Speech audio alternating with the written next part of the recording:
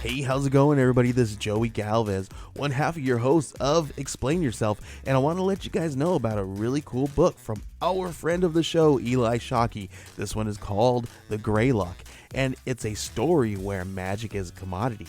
Potions are sold at corner stores. Orcs and dwarves earn a living in cubicles, not on the battlefields. But there are those who resist the house's magic's laws. Branded a criminal and forced to live as a wand for hire, there is a spell slinger they call the Greylock. Check this one out. You guys can pre-order issue 3 right now with code JAN241939, and make sure you guys are heading over to your favorite LCS and letting them know that you want Greylock number 3, and maybe pick up the first 2 issues. You could do that at the Scout web store. So make sure you guys are grabbing the Greylock number 3, JAN241939 at previewsworld.com. Okay, everybody. I have something really cool to tell you about. If you haven't heard yet about Anchor, it's the easiest way to make a podcast. Let me explain here. It's free. There are creation tools that allow you to record and edit your podcast right from your phone or computer. Anchor will distribute your podcast for you so it can be heard on Spotify, Apple Podcasts, Stitcher, and more. You can make money from your podcast with no minimum listenership. It's everything you need to make a podcast in one single place. Now, the way that you can do this is you got to download the free Anchor app or go to anchor.fm, and then you can get started. It's really fun. We just switched over recently here at All Too Real 2, and I'm enjoying it so far. So be sure to check it out and let us know what you think.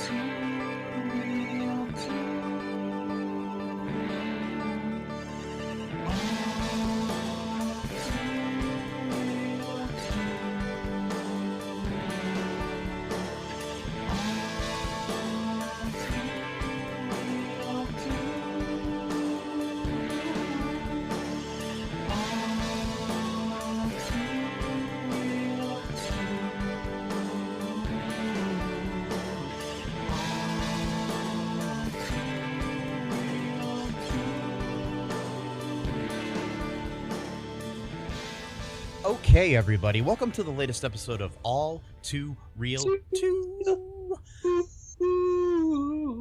I am Michael E. Cullen II, and with me via social distancing for the moment is Matthew House. House. Yeah. Like House MD, like the doctor? Yeah, pretty much. I'm not a licensed doctor though, but You're not? no. Pretty sure he wasn't either. Not He was anymore. a fictional character. Not anymore. Yeah, he was a character, yeah. You're not anymore? You lost your medical license? Yeah, a long time ago, couldn't get it back. You know, too much red tape and all that jazz, so. It was hidden under red No tape? biggie. Yeah. I stole a lot of red tape from one of the supply rooms, and they're like, you know what? We're tired of you stealing tape all the time. Why do you need so much tape? Hate that when that happens, man. True. Well, I didn't need it. I just liked it. Just like tape for some reason. I don't know why. Just like don't even like using it. Just like having the rolls just sitting there for no reason, just collecting dust. You know, we all have our things. Yeah. One day they'll be worth money. Maybe. So, anyways, today we are doing a special topic here. A little bit of a topic on like what they refer to, the word that I don't really like, the phrase I don't really like, I mean, is cancel culture. And more specifically about J.K. Rowling and her recent posts that were very transphobic and, things of that nature. Matthew has done a lot of research on the author of the Harry Potter series. What have you found out, Matthew? A lot, and it's kind of hard to piece it all together because there's just so much, so much information on this topic, which doctors and therapists and psychiatrists and trans people themselves have done so much research on this, because in a lot of cases, trans people have to pretty much do their own research first in order to inform their doctors and therapists about certain things, because in a lot of cases the professionals don't really do a whole lot of studying on their own. They kind of just learn what they learn from stuff from 1950s, and don't really do much updating on it unless they have to, essentially. So to be trans in a lot of places in the world, you have to be assertive just to get shit done, because otherwise most people are just gonna run you over. But according to J.K. Rowling's version of reality, that makes you a quote trans activist, and that somehow is a bad thing, which is interesting to me, because that's like saying the only good version of a person of any group is to not be an activist, just be quiet, keep your head down, be one of the good ones, which we've heard people talk about black people that way, we've heard people talk about gay people that way, don't be an activist, just be yourself. And it's well, that's the point. Yeah, I mean, it's like the whole argument right now after the George Floyd thing, where people are like, well, if everybody just stopped talking about racism, it wouldn't exist. I'm sorry, that's just ridiculous. Yeah, I've actually had that argument given to me online, so it's just if you stop talking about this stuff, people wouldn't care as much, or it wouldn't be. I'm like, yeah, the point is they need to care. They need to care, and like I said, if they're not assertive, people will just steamroll over them. So it's to be trans in pretty much every country in the world, it forces you into that role. The society itself forces you into that role, because the majority of the governments and the laws, they are stacked against you just for existing. So your very act of existing as a human being automatically puts you into the role of an activist, whether or not you actually want that to be the case. So this whole idea that oh well, she makes I'm kind of gonna go all over the place as far as chronology, timeline or whatever. Yeah. But basically, and what in her manifesto that she wrote, which she claims is just a well-reasoned argument based off of years of research she's done, which I don't believe she's done years of research, and even if she has, it sounds like it's just one-sided. It just sounds like the cult that she's in, which is, they call themselves gender critical, but the other name for them, which they claim is a misogynist slur, is TERF, which stands for trans exclusionary radical feminism, or feminist. And they claim that this term itself is a misogynistic slur, even though the term itself was actually coined by a cisgender radical feminist. Cisgender basically just means the opposite of trans. Trans means you transitioning, just the transnational railroad, the trans whatever. It means you're crossing from one thing to another.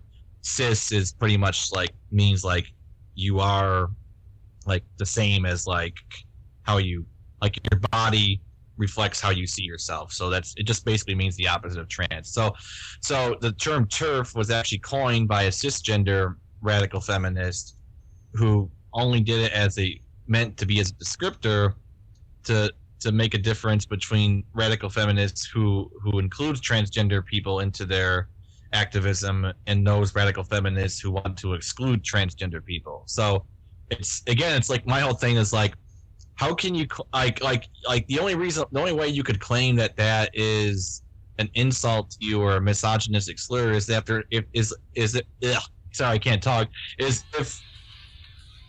like a what was that? I have no idea. That was weird. As if there's like a sliver of like self-awareness in you that you yourself know that these beliefs are like bigoted, because like if like you're consider yourself a feminist and you want to exclude trans people, how is that term an insult to you? It's just describing what you yourself believe and what you state your beliefs are.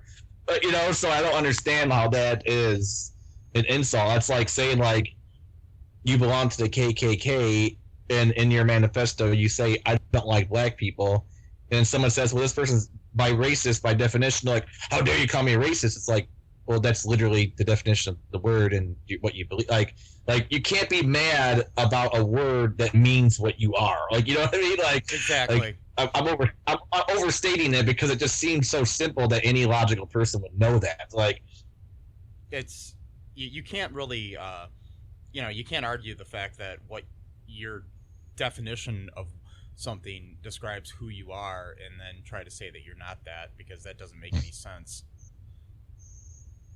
right. And that's So kind of what she's doing, right?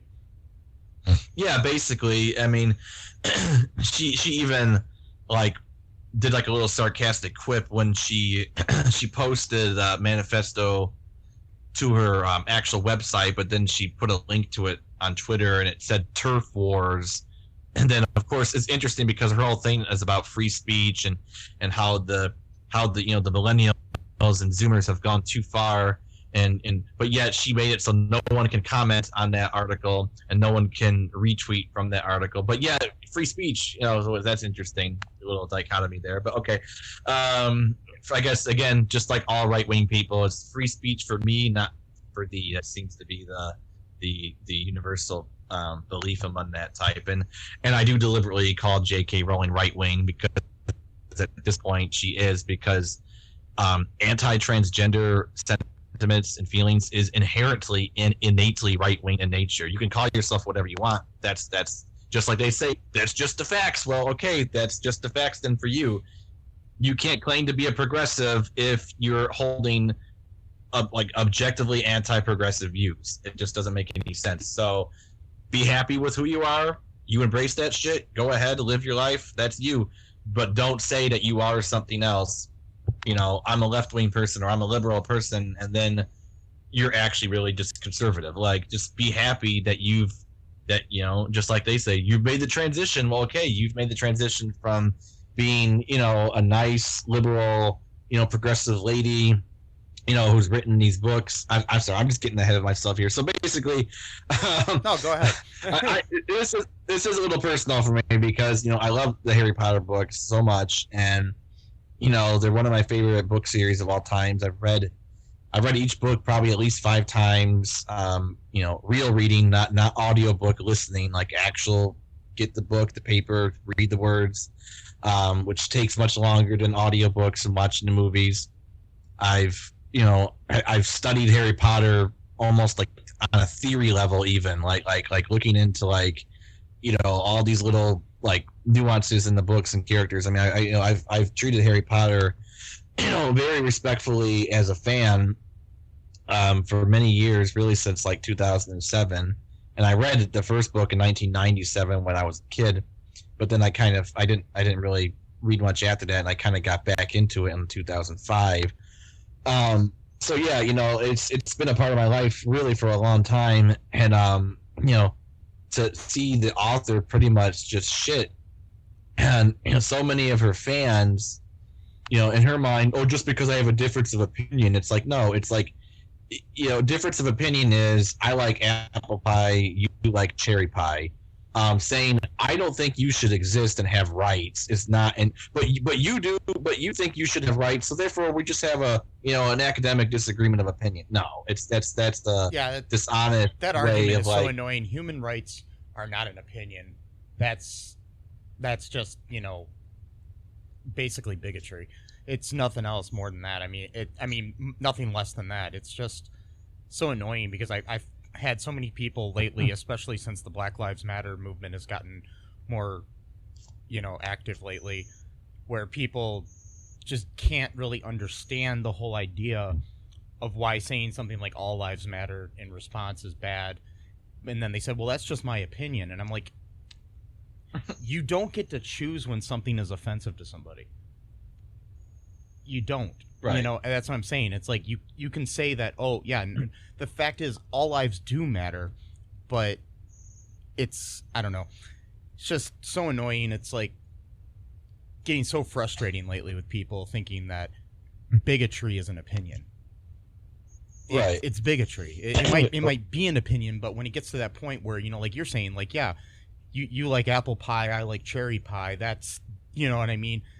That's okay. Like, you know, you're a Beatles fan, I'm a Stones fan. That's fine. You know, I like NSYNC, you like the Backstreet Boys. That's fine. But when you're, you know, saying something Right. that's racist or sexist or transphobic or whatever have you, you know, that's just not right, you know? That's not an opinion. That's Right, yeah. human rights. Yeah, exactly. I mean, I've been hearing this stuff too about the people who, like, for example, too, you know, there was this guy at one of the protests a few weeks ago. He took a bow and arrow and said all lives matter, and then tried to shoot a black protester. Like that right there just shows what that quote means. Like all in one picture. Yeah. Like a white guy with an arrow saying all lives matter, and then tries to kill a black person. Like, wait, what? All except for that dude, I guess, you know, that he tried to hit, you know. Fuck. Yeah. So I don't know. You know, I'll try to, because, you know, she wrote so many. It's like part of the quote unquote gender critical feminists. Part of their technique, which is not unlike a lot of the right wing people, is that they tend to flood their articles with so much misinformation that it's like you don't know what to hang on to because it's all lies. So it just overloads your brain because you're like, how do I debunk every single point made here, because it's gonna take like 5 books to do this. Like, so that's a tactic that pretty much all right, like far right wing people do, which, you know, gender critical feminists are. And I don't just say that because I disagree with them. They're fundamentalist Christian groups, right-wing fundamentalist Christian groups throughout UK and the US have been making alliances with trans exclusionary radical feminists and gender critical feminists since the 1970s. And it's that whole thing of politics make strange bedfellows. There's no way that the trans exclusionary radical feminists agree with the religious fundamentalists, because these people believe that women should be put back to like the 1800s or the 1600s as far as rights are concerned, but they both hate trans people. So here's a way that we can forge an alliance, you know, to attack our common enemy, which is a vulnerable minority. But that's interesting. Okay. I mean, I understand the right-wing religious people doing that, but to claim to be a feminist and doing that seems odd. Okay. And what happens is over time, it always happens this way. What starts off as an alliance of convenience, the two camps start merging into each other. They start influencing each other's positions. So you'll start to see the TERFs, or the gender critical feminists, becoming more right wing politically because of the people they're associating with. And sometimes you'll see the right-wing religious people, they start softening their views on women, on the rights of women, because they're being influenced by the quote-unquote gender-critical feminists. And admittedly, the feminists are so-called feminists are more. It seems like they take on the right-wing views more so than the religious people take on, because usually when you're part of a fundamentalist church, you're kind of taught like, you don't ever budge, you make them budge for you type of thing. So they're kind of already brought up with the idea that like you make them come to you, essentially. So usually, you know, they might not be as willing to like take on, you know, the views of the TERF or the alliance that they're making, but sometimes they do. So this is what's been happening for a long time, and it's been happening a lot more frequently within the past 5 or 6 years or so. And that was not surprisingly, when transgender people started to gain more rights in these countries. So they you know, like the right wing, and especially like the right wing religious groups, they kind of gave up on the war against gay people. I mean, it's still there a little bit, but they realized that there was just too much public acceptance of gay people, and even then, it's not perfect acceptance. But they realized that they've lost this war. They're not going to win this war, so they turn it all on trans people, and it's actually very telling because they use pretty much the same arguments now about trans people that they did about gay people back in the 70s and 80s. I mean, if you just look up stuff from the 80s and 70s, like their propaganda, it's pretty much the same thing. You know, gay men are pedophiles, they're predators, don't let them be alone with children because they're perverts, etc. Same thing now about trans people. Trans people shouldn't be in bathrooms with cisgender people because think of the children, think of the poor children and what they could do to them. It's the same exact argument. So I understand it from the right wing religious people because that's consistent with their beliefs. But like, if you're calling yourself a feminist and you're advancing these like moralistic, conservative doctrines of religious people, it just seems like either you're stupid or you're intentionally ignoring what you're doing. Like, I mean, basically what they're doing is they keep jumping from one quote unquote other to another, you know, because it's basically like, first off, it was like, oh, all these black people are gonna marry our white women and you know, are gonna rape them or whatever, you know, have you, you know, and so that was bad. And then then even when it came to before that, there was even like, oh, women can't vote. That's just wrong, you know. And then they jump from that, and then they jump to like to gay people, and then now to trans people. It's just they need to find that other to attack. And once one is more accepted, like once, you know, civil rights happen, so we can't really attack black people as much, even though they still do to a point. Not as bad as they used to, but still bad enough. But you know, it's like, oh, we can't, you know, we can't be sexist, we can't be racist, so let's now be transphobic.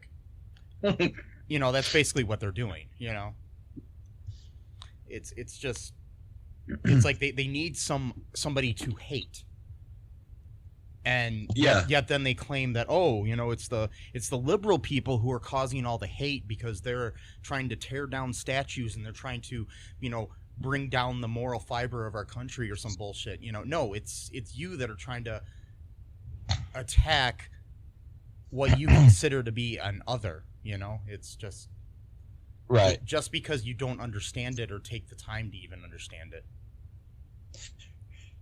Right. So I know I'm like kind of all over the place here, but like, so I'll just like do some like real meat and potatoes here, just to, okay, because I right now I'm kind of talking abstractly. I need to kind of focus a little bit because I'm getting kind of spacey here, trying to make sense of it all. So like, yeah, speaking of cancel culture, spacey, and yeah, spacey, Kevin. Good one. Spacey. Sorry.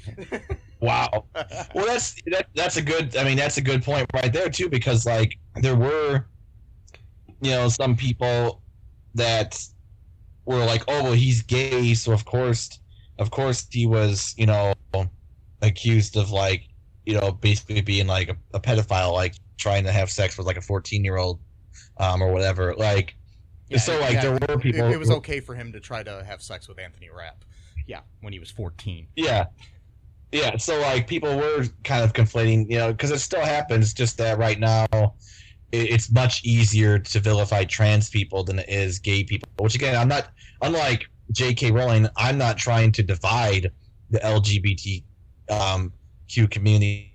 So I'm not saying this as a way to say, oh well, gay people, you should not feel like you're oppressed now. No, I'm not saying that. I'm just saying that like it's a clear thing, like just based on like observations of society, that like you can get away with it more, like in most crowds. Like you'll still get dragged for it if you're like famous, like J.K. Rowling is, which that's the other thing too. She acts like, oh well, I'm just expressing my opinions. Yeah, but you're an extremely famous person. Like you're one of the famous authors of all time, perhaps at this point. Probably she's probably certainly the best-selling author of all time, I think. If not, I think she is actually. I mean, if Yeah. not, I mean, maybe like I don't know, maybe Shakespeare or somebody's more, but still. Yeah, Yeah, but he's had like 700 years. that's what I'm saying. Yeah, I'm just, So like one of her claims, again, most gender critical feminists, they completely misrepresent things, and they make them sound much worse than what they actually were. And except when it comes to trans people, and then every little thing a trans person has ever done that's bad then becomes all transgender people are bad because this one person did this one thing at this one time. And then when you actually look at that particular case, it's actually more nuanced in of itself than what they themselves are even claiming it to be. So like, but anyway, that's another whatever. I don't want to get down that rabbit hole, but like, so back in December of 2019, she posted something in support of this woman named Maya Forstater, who worked for like a charity type of organization. And of course, she said that she just had a philosophical belief that biology is what determines a person's sex, and that's she just believes that. But then she was fired because of the transgender activist liberal mob mentality, blah, blah, the SJWs, blah blah blah, whatever. So, and J.K. Rowling, because she has this prejudice, she's like, yeah, that's what happened, and even though that's not what happened. So what actually happened was she had been warned on several occasions prior to that, her stance was kind of causing a hostile work environment. Like the other people didn't really like that she was so vocal about these beliefs because, some of the coworkers might be trans, or they might know trans people. They might have, trans people in their family or whatever, that they don't want to hear this negative talk about them. So she wrote 150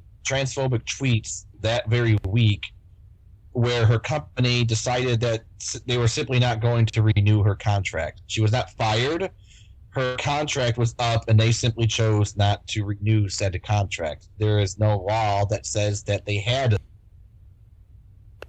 to renew her contract, but she apparently thought that she was entitled to that, which is interesting because they claim, millennials are so entitled, but yet she thought she was entitled to just, having her contract renewed, which that wasn't how that particular job worked. So she, of course, claimed to be the victim in all of this, and that she was being oppressed by the evil transgender activists, i.e. trans people that just want to have rights. And then J.K. Rowling defended her on Twitter, and then people started criticizing her. So then she saw herself as the victim, etc. It's like, if I wrote like 150 racist tweets on my Twitter, like on a public Twitter, profile, and my job found out about it, I'm pretty sure I would get fired, and I'm pretty sure they would support that. But yet, when it comes to their prejudice, that's what we're saying. That's what can never be touched. It's there. Everyone with a prejudice thinks that. Well, of course, all these other prejudices are bad, and anyone who is that blatant in their bigotry, yes, they should get fired from their job because they are causing a hostile work environment, or at least have a great potential to do so. My prejudice is just facts, man. It's just logic. I mean, you're just so sensitive if you can't understand that, Well, which is gaslighting. But hey, it's a logical thing. I mean, the thing is there's going to be a backlash if you have some sort of thing. I mean, whether it's people not going to your business because you post something, you got to expect some kind of backlash when you're going to be prejudiced. And the fact that they think they deserve to be able to say whatever the fuck they want. Like a friend of mine, her boss started posting a bunch of racist shit on her page, and then they lost a lot of clients at their place of business. Mm-hmm. Maybe that's why. Just saying. yeah, And that's like, why I hate the term cancel culture, because a lot of the times I can understand when there's somebody trying to attack somebody and bring up stuff from the past that doesn't really line up, like with James Gunn, which I think was more of an attack on things. But when you have somebody in the present, like J.K. Rowling or this woman that was that didn't have her contract renewed, there's a difference between that and like what happened with James Gunn, there's it's just a little different. I mean, the thing is you got to be able to be accountable for what you say. Sure, you have freedom of speech or whatever in whatever country you're in, and but there's no freedom of consequences, and that's not cancel culture. But when somebody is actually canceled, which I still hate that term, because it's basically you're not canceled. Shows get canceled, yes. Cops got canceled and Live PD got canceled, but that was legitimately deserved. Especially if you want to find out more about that, listen to the podcast Running from Cops. It is an amazing podcast. It makes you want to hate those shows, which you should. But the whole idea of cancel culture is just annoying to me. But there are things where I think people need to have consequence. I think there's more of a consequence culture is what we should call it, because sure, you're gonna not want to listen to Louis C.K. for a while, but eventually he might be okay because you can give people a chance to repent or to become better people. And I'm not saying that everybody should start liking people if they start to do that or whatever. You can have your own opinions. That, like I said, it's okay to, have difference of opinions when it comes to music or artists or whatever, or pie. But right. But but when it comes to bigotry, you really can't have difference of opinions because bigotry is bigotry. It's just really, I mean, it's just so annoying when people try to say, oh, they're just trying to cancel everybody. They're, no, these people are canceling their fucking selves because of consequences. Yeah. This has always been the case too. I mean, like if you were to like go back to like the 70s or whatever, and if like someone like if someone's boss like just happened to see like their employee in public and like just acting like completely messed up and like bigoted, like that boss probably would have fired that person. So it's like the only difference is that now you have a much greater chance of making yourself known to other people. Well, that's your choice if you want to do that or not. It's not being forced upon you. So like it's much easier now for people to find out what you say, but you are also making it easier for them to find you as well. So it's like a symbiosis type of thing. It's not like people are just being victims here. Like they're choosing it. And a lot of people tend to have different personalities online than they do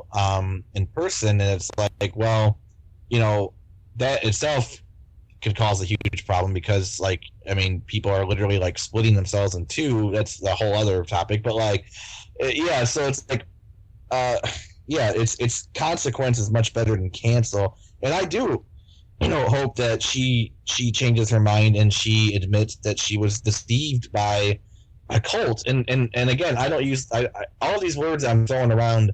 I'm not throwing these words out, like just for fun. Like I'm very deliberate in these words that I'm using because I mean them quite literally. There's an article that came out recently. I could probably post it later for you if you want to share it with the audience or whatever, or listeners, where it's literally the leaders of this group act they make it like a cult for real. Like they prey upon women who are vulnerable. Usually they're like lesbians or bisexual women, but not always. And it's like just like how like white supremacists stuff like that. Like once, like whenever they felt like this woman was like kind of like retreating a little bit, they would like bombard this woman with like texts and messages, like, and they would like send them articles of like, here's a video of a transgender quote woman beating up a real woman, like just to like get their emotions all stirred up again. So it's like they wouldn't give them like a break from the hatred, from the anger. That's literally how cults operate. Hey Matt, do you want to take a break really quick and then we'll come back and talk more about this? Yeah, sure. Hey folks, this is Michael E. Cullen II from the podcast that you're listening to right now, along with Matthew Haas. We just wanted to tell you about our great podcast called Super. It's called All Too Real. And on that show, what do we do, Matt? We watch biopics and then we talk about whether or not the movie matched up with the real story or not. So It was a lot more exciting than that, though. Yeah. So we analyze the real story and the real story. Get it? Get it? Real. You know? Yeah, they're spelled differently, folks. You can guess which one I said which way. Uh-huh. Anyways, so sometimes we have a guest, sometimes we don't. But we talk about great movies like Shattered Glass and The Social Network and Futile and Stupid Gesture, among others. Those are some of the ones that we've covered so far, and we're going to cover a lot more. So please subscribe on Stitcher, Apple Podcasts, Google Podcasts, wherever you find your great, fun podcasts. And be sure to share it with your friends. Do it. Do it. Do it. And make sure you're not afraid to get all too real. Bye-bye. And we are back. So, what were we saying here about Miss Rowling? Well, I was just saying, that this group that she's got herself involved with, this ideology that she's taken on, it literally acts as like a cult, and I mean that deliberately. An article just came out a few weeks ago about a woman that says that she was groomed by these gender critical feminists at a time in her life when she was really, really vulnerable. I mean, she was homeless.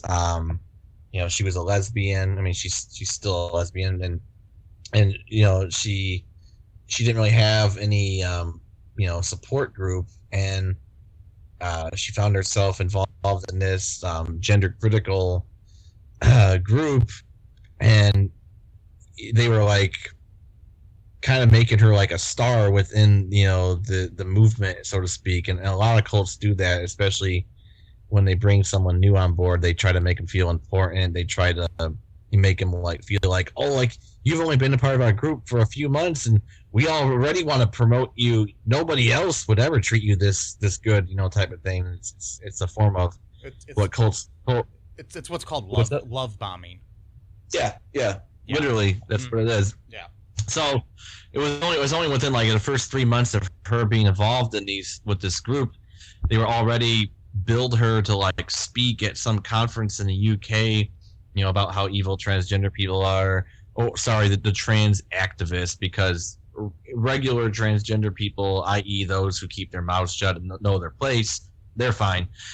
Anyone who goes beyond that is the dreaded trans activist that they fearmonger about. So, she's not even from the UK. She's from the United States, and already they're like, we're billing her like, you're going to be part of some international conference because we value you so much and all this kind of junk. And it was like she was, using their talking points on Twitter, which, it's like if you read one gender critical feminist, you've pretty much seen them all, because they all just regurgitate the same talking points, and it's as if they are reading from some kind of script. I don't know if they are, if there is such a book out there, but it seems like they are, because I've had people in my life, tell me these things that's, they believe this stuff, and I read J.K. Rowling and I read these things, and it's like not only are they saying the same things, it's like even their phrasing is very similar. So it's like there must be some kind of text out there that they're getting this from. I don't know, but it just seems too coincidental. Like when you're using the same phrasing as someone else, that's more than just advancing the same claim. Like, you know what I mean? Like there's something else going on, it seems like. So she kind of started pulling away just naturally. Like she wasn't really disillusioned by it, but she just had other stuff going on with her life. And she noticed that like when she spent like too much time away from these like gender critical feminists, they would start like bombarding her messages, like trying to like keep contact with her, like keep her in the fold, with their beliefs, and like would send her like articles that were meant to like make her angry. Like, here's an article of a transgender person attacking a real woman, and to make sure to kind of play off the whole thing of like, a transgender woman is really a man, and he's got his manly hands around her, and it's he's hurting a woman. This type of stuff that's meant to make you agitated and meant to keep you angry. And that's what cults do. I mean, that's what the neo-Nazis do. That's what all of the white supremacist groups do, is that they don't ever want you to be alone, because you start thinking for yourself then, and there's a potential for you to come to different conclusions. So they kind of want to keep you always, and they want to keep you agitated too. So it's not an accident why they send you that stuff, because they want you to be angry. Because when you're angry, you don't really think rationally. You're thinking in like a fear, like a fight or flight type of thing. So yeah, I mean, that is definitely a stereotypical cult action, because they try to take you away from your family and your friends, and it not necessarily totally, but they try to make sure that your thoughts aren't interfered with by like real rational thoughts from other people. Or yeah. like they like, oh, if somebody dissents in the way that they're feeling, it's like, oh, that's not the way to think or something, and they want you to feel part of a family, but not your real family. That's just my observation of cults. Yeah. It's what they, yes, I mean, it's how they all operate like that. So she eventually got out, and she wrote an article about this, and of course they're probably gonna then bash her, say, well, she wasn't grateful to us, or she's been brainwashed by the transgender people, or whatever type of thing. It's like it's all. So yeah, I hope she will realize that she's made a terrible mistake, and that she'll apologize, and I mean a real sincere apology, not like an apology tour where it's all about her again. I mean like a sincere, honest, like not making it about herself where she's the victim, like just like, oh, I fucked up, I'm really sorry about that, and I'm gonna try to do better. So yeah, I don't believe that people should, quote, be canceled forever, even though that word is not a good word, but like she's got such a massive platform, and she just doesn't acknowledge that. Like even in her essay, she's like sarcastically saying like, oh, of course these people are saying that I'm literally killing trans people with my rhetoric. It's like, yeah, you are, though. Like you might not realize that or acknowledge that reality, but you are, because your platform is huge. You influence millions of people. You are a billionaire. You can change stuff. Like you can't just play dumb and like, oh, little old me, little J.K. Rowling. No, you're not little old anyone. You're a massive influence on the world, whether you want to accept that reality or not. And just today, a Republican lawmaker cited her manifesto to support his view that trans people and gay people shouldn't have rights in this country. So it's all her essay is already having the influence that anyone with a brain could predict. Like, exactly. I mean, I don't know. It's just annoying too when you got somebody that you respect, like J.K. Rowling, changing, like, or that you used to respect, or that you're a fan of the work of, deciding to do this type of, I don't know, stuff or whatever you want to call it. I don't know how to call it. It's sad, and it's depressing too.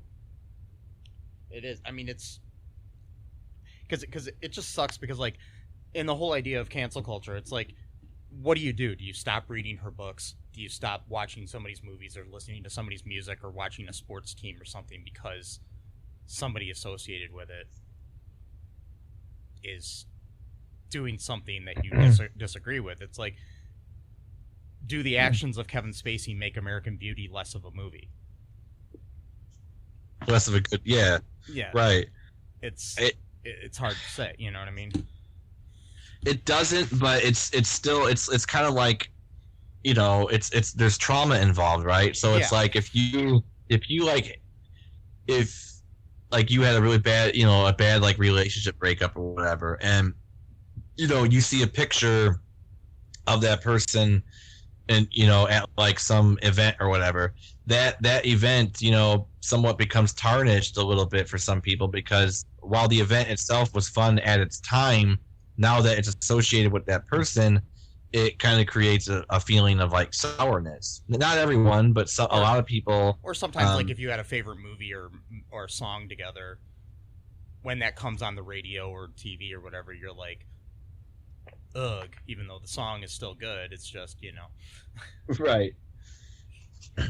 Right. So it's like, and especially with J.K. Rowling too, which what makes it more depressing is the fact that like her new beliefs, or maybe they're not very new, but her new stated admission that she's a gender critical feminist, i.e. a trans exclusive feminist. I wouldn't say she's a radical feminist, because politically she's a moderate at best. So, but whatever. It is completely in opposition to the Harry Potter books message. I mean, one thing if someone like wrote a book and a book series or a movie or whatever, and that particular series didn't really have like a moral message to it, like if it was just like an action movie that was really popular, it didn't really have like an actual like message to it, that would be one thing. It would still suck, because it's like, oh well, I like those movies and that guy who directed it's a jerk or whatever. But like J.K. Rowling, like the whole Harry Potter books are about like this, like one thing is about like accepting who you are. Like it's also too about like how sometimes our caregivers can be bad people, that they don't really care for us. They kind of just tolerate us, like how they literally had Harry sleep in a freaking cupboard like beneath the stair, like that was they put up with them essentially. Like they didn't really care about him. They barely give him enough food to eat as a child. I mean, that's why he was so skinny. So it's like they neglected him. She spares no expense at like depicting how awful the Dursleys are to him, and like so many details, like for Christmas they would give him like one sock as a gift for Christmas, like just these really insulting gifts, whereas the Weasleys, who are like considered to be a poor family, she was like knitting him a sweater every year, giving him cookies that she made from scratch, all these really loving, so it's like there's a message in there too about like sometimes your family's not your blood family, it's the family you create along the way. A lot of these really nice messages too, about prejudice, like the whole thing about Voldemort and the Death Eaters is that they're pure blood wizards, and they believe that the only true wizards are people who can trace their magic ancestry back centuries, perhaps all the way to recorded history. And people who are Muggle-born, they're called mudbloods, which literally means that their blood is tainted. It's not pure. This theme goes throughout all 7 books about, that the good wizards, they're fighting this type of prejudice because they don't want to see the society that these people want to build. And, in the final book, they almost succeed in building that society, and it's terrible. It's all about blood purity. I mean, they even took down a statue that used to show like wizards sort of like helping like the non-wizard people, because like there was kind of like a nice superiority complex, like, oh well, we're wizards and better than them, but we need to take care of them because we're better than them. Whereas like Voldemort literally just had them like standing on top of the Muggles and like magic is might, put them in their rightful place, type of thing. And so it's like she apparently thinks that's good now, though, when it comes to trans people. I mean, I guess she thinks now that trans people are like they're mudbloods, or they're mud gender or whatever, and the only pure genders are people who are quote born like that. And the other thing too is like another thing that TERFs do is that they claim that transgender people don't believe quote sex is real. Like trans people talk about and do more research on sex than anyone else in the world does. They would be the last person to literally say, yeah, there's no such thing as sex. No, that's not. It's an intentional misrepresentation of what people are actually saying. And the thing is too is that nobody really knows all of their sex characteristics. people have different chromosomes. Some people have there's 6 different officially recognized sexes according to the scientists or whatever. They claim, oh, I'm just talking about biology. Okay, well, even with your rigid definition, there's still more than just female and male. There's intersex people who used to be called hermaphrodites. So are they just completely ignoring these people from the conversation? I mean, I guess they are, because they've been around for forever. So it's I guess they don't count in this conversation of quote biology. They think that trans people just want to create this weird world where anything goes, man, and biology's not real, man. It's no, it's just that biology is more complex than what you're depicting it as for propaganda purposes. And that's all that's happening. And the worst argument is where they think it is that somebody can just decide, I decide for this 5 minutes that I'm female. Right. No one does that. Just so I can go use a Target bathroom or something. No, right. That's not what you're doing.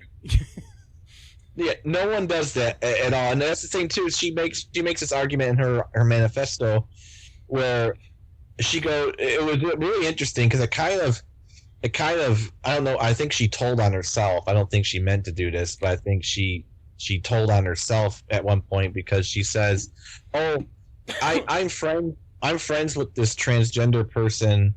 She's got her one trans friend to prove that she's not transphobic or whatever, which is I have one black friend, so therefore I'm not racist or whatever." But and her argument that she makes is, oh, but this person was she's much older than I am, and even though she was born male, I've never seen her as anything but being a woman. But where she came from, it was a much more difficult time, to be trans and to transition. And so it's okay, so your argument is that was the good old days, where it was harder for your friend to be herself. How is that a good argument to make? That just makes you sound like a terrible person. I mean, well, it's in a certain way. Okay, I watch the show Brooklyn Nine-Nine a lot, and one of the main characters, Captain Holt, is gay, and he created a organization when he was younger in the police force that was for gay black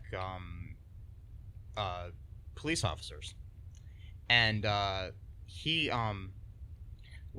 there's an episode where he has a guy that finally challenges him to be the president of that organization, and his argument at first is, well, this guy doesn't know what it's like to suffer, to try to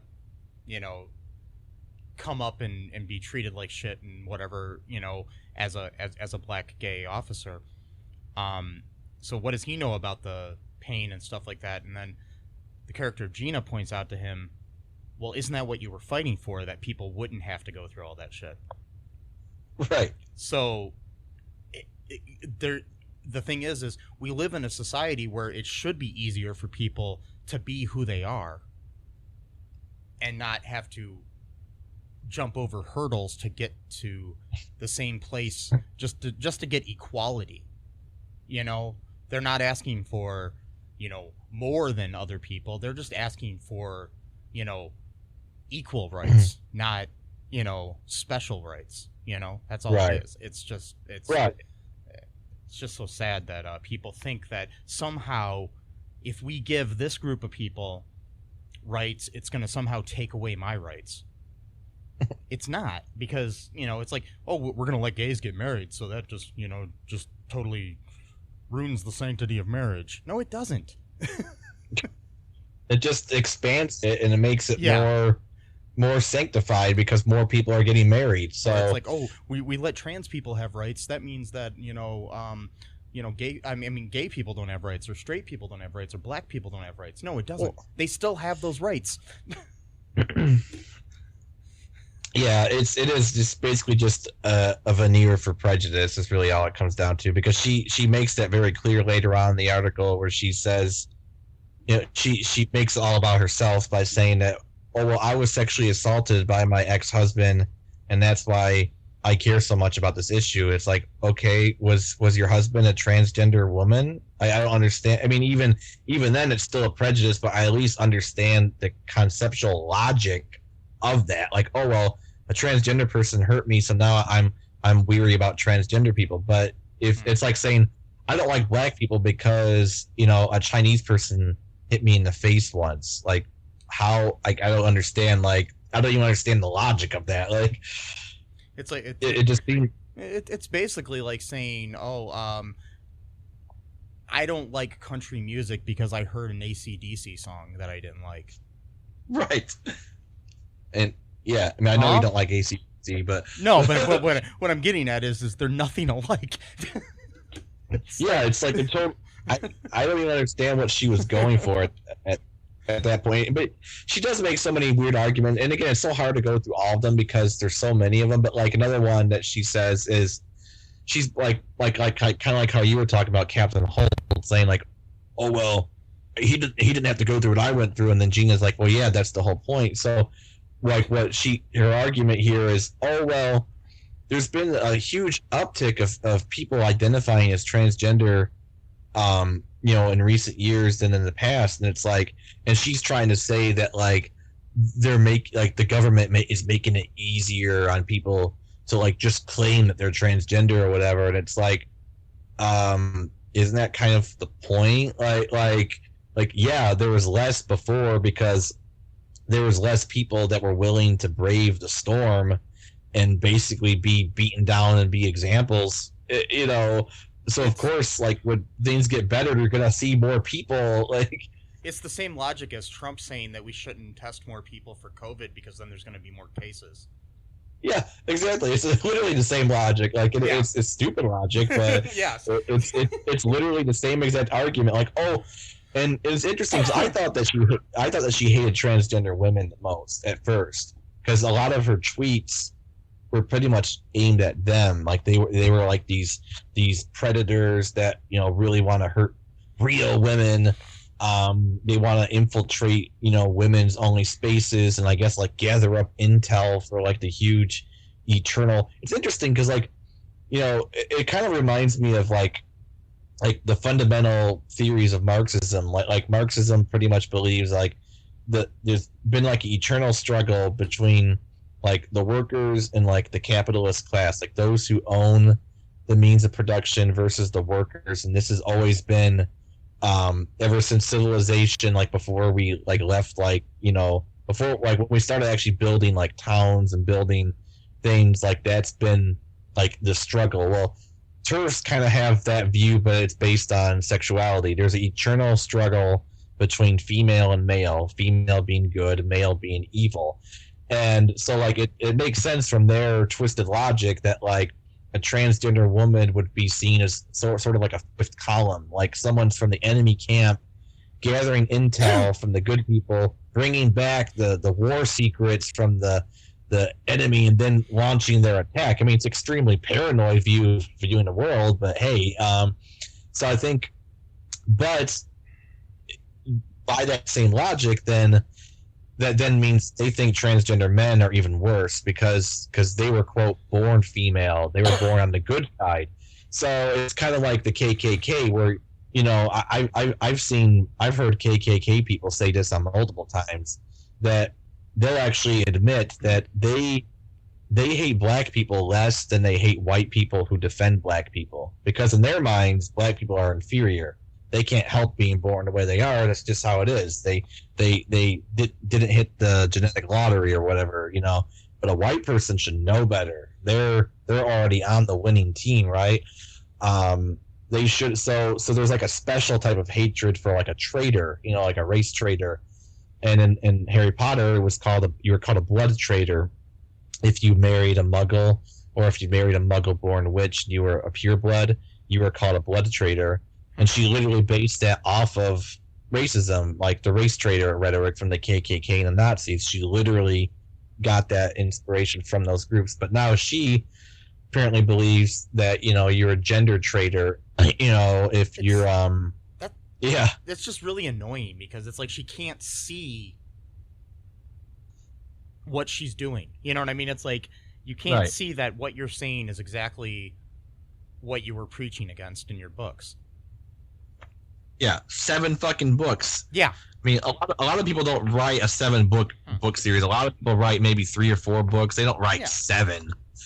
So that's a long series. And I mean, there weren't that many Twilight books. There weren't that many, whatever have you books. Like there weren't that many 50 Shades books, and I mean, you don't write that many books on a series to make a point, and then you don't. Yeah, and the things so like she made this really disgusting argument against transgender men because it was like, well, you were born female, and you want to basically forsake us to be men so that way you'll have extra rights. Like she thinks that transgender men are like living high on the hog or some shit like that. Like, no, are you fucking kidding me?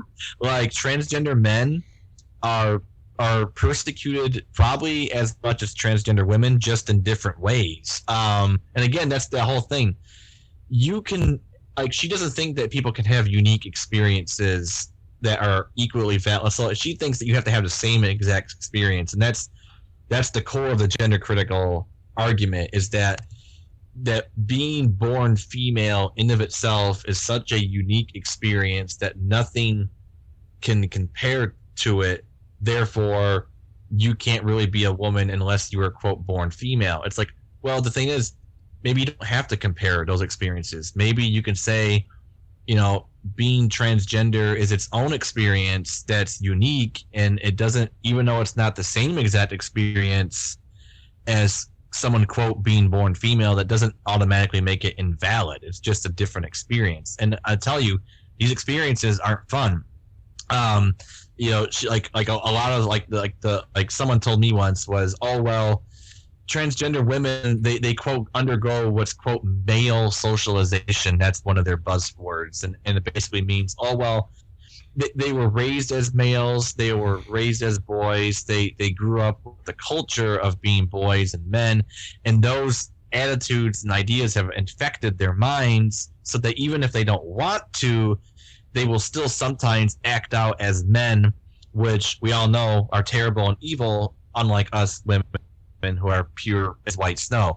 And it's like, that is a really weird, paranoid way of viewing the world, in my opinion, because transgender women, people who are, quote, raised as boys, they hated the fact that they were raised as boys. This wasn't like a fun time for them, or like, oh, right, I get the best of both worlds. No, it was the worst of both worlds, because while people were trying to like do like these stereotypical boy things to them, they didn't like doing it, and they weren't really good at it. So then they were constantly being told like, well, why can't you do this right, or why are you doing this, and you're doing this wrong, you should like these toys, or you should play this game, or you should blah blah blah, the list goes on and on.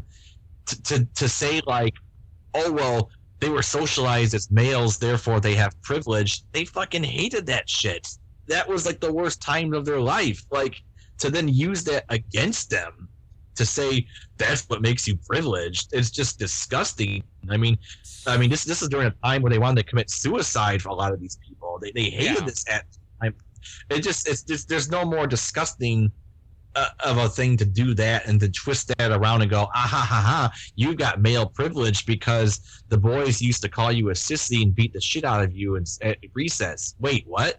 Like, good times, like, good times. Okay, yeah, what? That's some great privilege you got there. Are you fucking mad?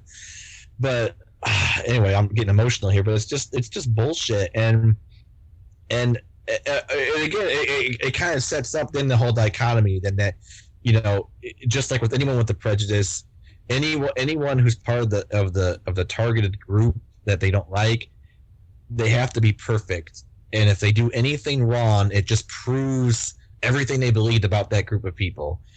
Fortunately, I had to deal with that shit with the anti-Islamic stuff, so I see right through this rhetoric, because it's the same type of rhetoric no matter what group you're prejudiced against. It's this idea that like, it's basically it's my saints versus your sinners, essentially, is what it is. It's I'll take the best of my group, stack it against the worst of your group, and that just proves everything I need to know about how I feel about you. That's essentially what it is, and it's bullshit, but that's yeah.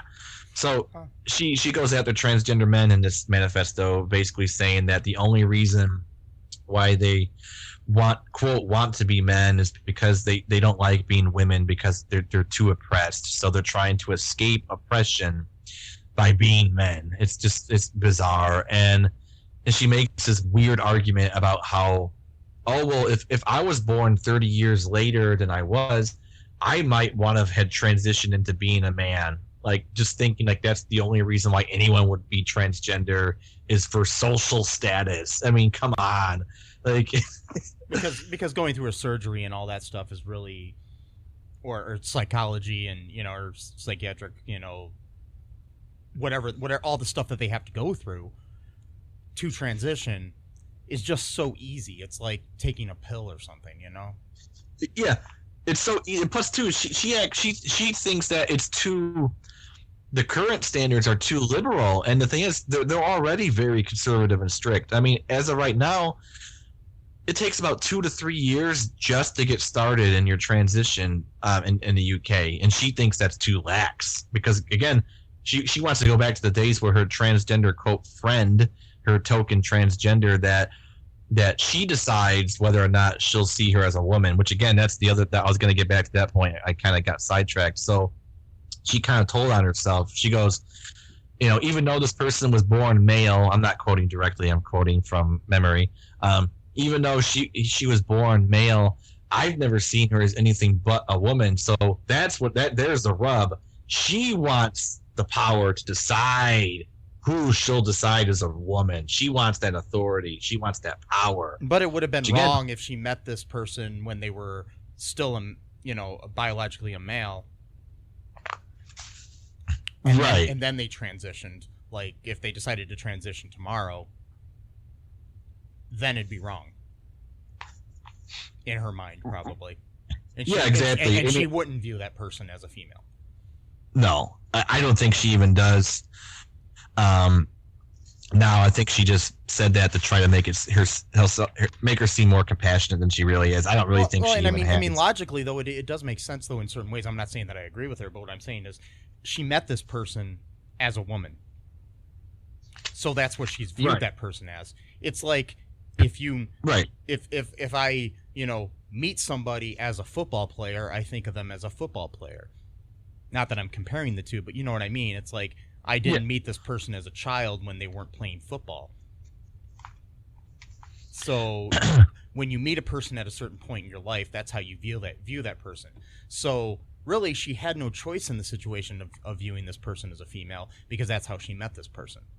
So her choice to view this person as a female is based on the fact that she met this person as a female. But if she met somebody as a male who decided to become a female, then she probably wouldn't make the same choice. Right. It's just it's bizarre. the first impression sort of thing on her, and I don't know. Anyways, do you want to take a really quick break here, and then we can wrap things up? Yeah, sure. Okay. Hi, folks. This is Michael E. Cullen II from the podcast that you're listening to right now, along with Manager Matthew Haas. You got promoted? Yes. Damn it. Okay, anyways, folks, do you like the show Superstore? I don't know. I asked the folks and nobody's answering me. Because they're not here. Oh, but we love damn it. Yeah, we love it, though. Okay, folks, if you like it as much as we do, you're really going to like the Super Story podcast, which is a podcast where Matthew and I go episode by episode and give our little opinions and thoughts on it. Sometimes we have guests, sometimes we don't. Just depends on how we're feeling. Yeah. And, so if you like this podcast and like our little crazy banter, then you should definitely check this out. Or I might get sad. And when I get sad, it gets pretty sad. So I can't deal with him when he's sad. Yeah, no one can really. So yeah. So check out Super Story Podcast right here where you get this podcast, Super Story Podcast. And we are back to wrap up our first part. We've decided now during the break that we're going to make this a two-parter. Our first major two-parter. We're going to talk more about the stuff next week. We'll have 2 episodes in a row talking about this controversial topic. We've got more that we can talk about next week besides just J.K. Rowling. We've got stuff about Hartley Sawyer and Crystalia, or Delia, or however you say his name, and other people that have recently kind of been canceled, plus, you know, the good old ones like Kevin Spacey and Michael Jackson, and, you know, different people over the years, and Bill Cosby, and, you know, stuff like that we can probably talk about a little bit. Louis C.K., and all the greats. Yeah. all the greats of cancel culture. We'll be counting down the hits. Yeah, man, the classics. Great. Oh god, that's sad. mm-hmm. So, anything else you want to say before we go, Matt? Or yeah, I just kind of wanted to read an excerpt from the. Oh, are you still there? Yeah, I'm still here. Oh, cool. I just wanted to read an excerpt from the Deathly Hallows because I do sincerely hope that she has a change of heart and that she really did just kind of get hooked into a ideology that's harmful. I mean, this could be a lesson, really, that, you know, even the greatest people sometimes can find themselves in darkness, and they can still find themselves back. So hopefully she does that. You know, it's not too late. You know, to change. I mean, the road to forgiveness might be long, but I think a lot of the people who have been upset with her, especially trans fans, they love these books, and that's the reason why they're so heartbroken, is because they were so emotionally invested in them and into her. So that, you know, who knows, the forgiveness might come sooner than, you know, what she would expect. You know, because I think a lot of people, when they go down a dark path, you know, not all of them are evil. Some of them are, but not all of them are. And I think a lot of them, they think that they themselves are beyond redemption. So they think the only way forward is just to keep going in the direction that they are going, you know, which makes it worse. But so I hope that, you know, that she can kind of find a light and go that way. You just send me some. Oh, yeah. Okay. Yeah. Okay. So here's the excerpt. This is from the Deathly Hallows. This is during Snape's memories, after Snape gets killed by Voldemort, because Voldemort thinks that he possesses the Elder Wand and he needs to kill Snape in order for him to be the true master of it. So he just kills him, not because he's mad at him, but he just doesn't care, because he served his purpose long enough, and now he's done rendering what he can. So he just killed him. And so right before he dies, he tells Harry to collect his tears, which allows him to have access to some of his memories. Then you put it into Dumbledore's thing. It's called a pensieve, which is like a device where you can literally go in someone's memories and watch them unfold in real time. So this is part of it, and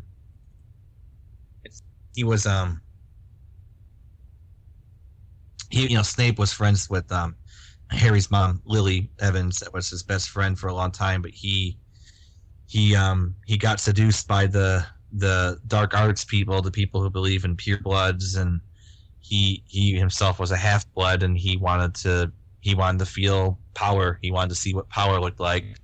So he joined up with this group and kind of viewed Lily as like the exception to the rule. She's one of the good ones. She's one of the good mudbloods. I won't call her a mudblood to her face because I respect her, not her kind, her individually.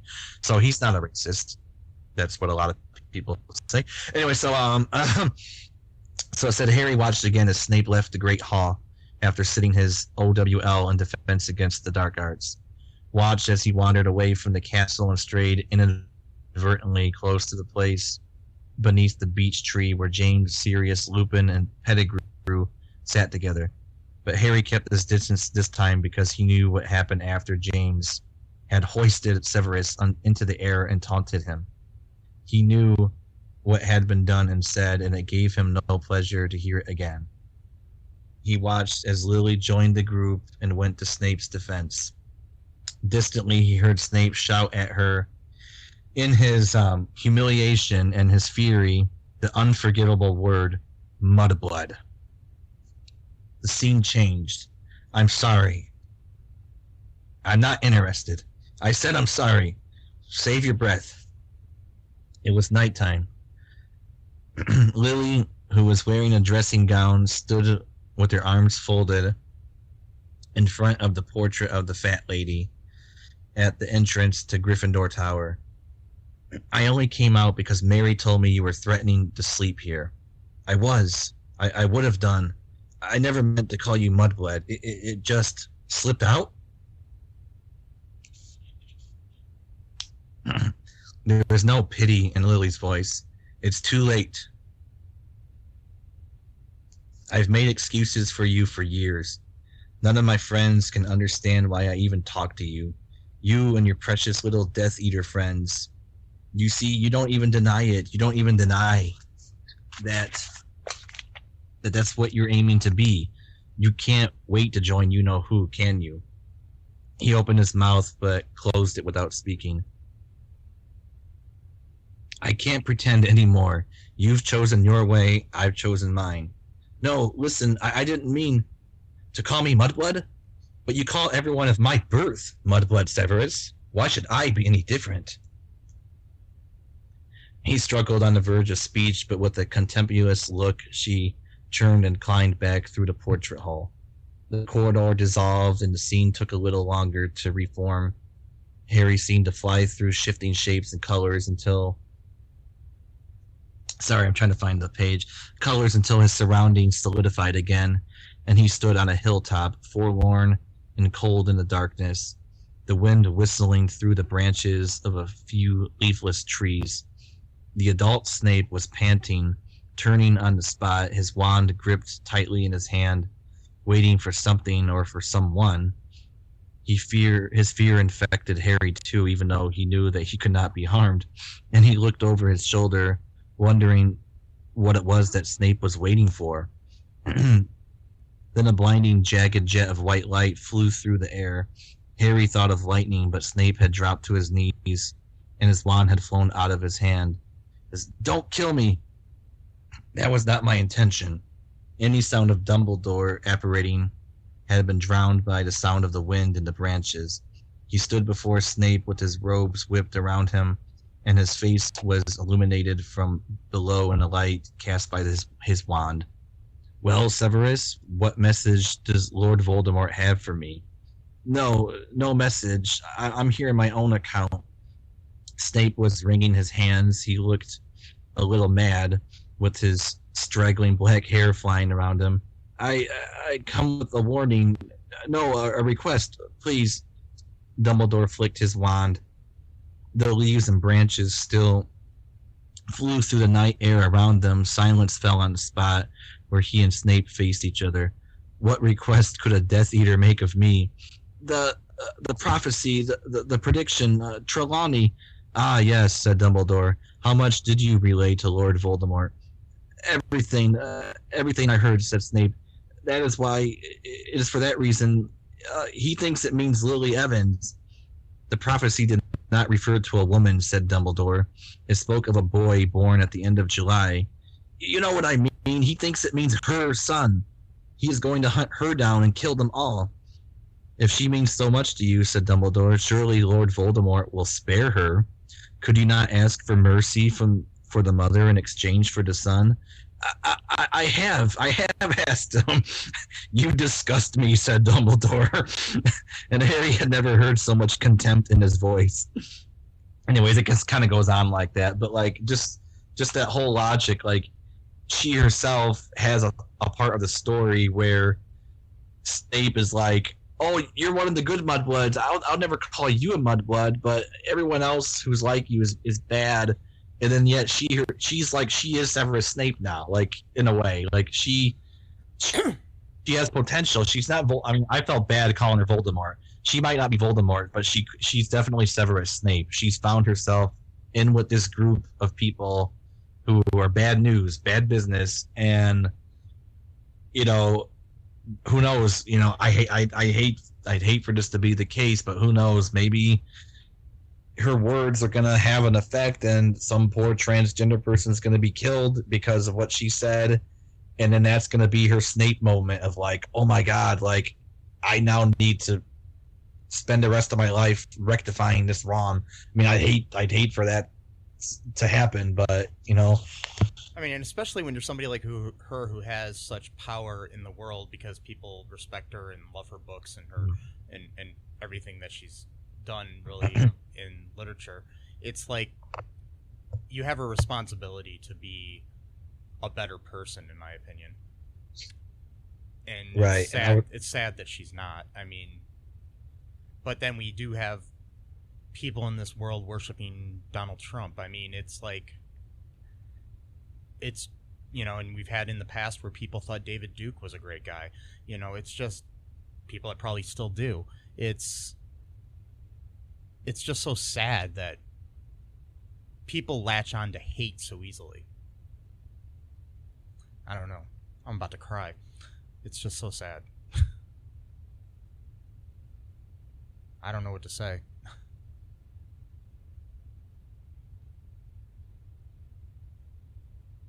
Yeah, sorry, I was about to cry there. Me too. So, yeah, so I don't know. Anything else before we go? No, just in general. I mean, like this is like I've always been someone that's really been focused on justice since I was a kid. Didn't matter who was being treated unjustly. It was just a value that I've always had, and some people don't like that. I've been called the Brita of my friend groups for you know, because of, you know, Brita, by the way, is a character in the TV show Community. Yes. And a lot of people make fun of her because she cares about things that actually matter, but she's kind of ham-fisted in the way of how she does it. But also too, just like, you know, on a personal level, I mean, you know, I myself sort of identify as non-binary. I mean, I pretty much dress and present myself the way I've always have. There's no, you know, you saw me walking on the street, you just be like, oh, that's just, you know, any other dude, and you know, I'm okay with looking that way. It's because it's not really about how you dress. Which is interesting too, because,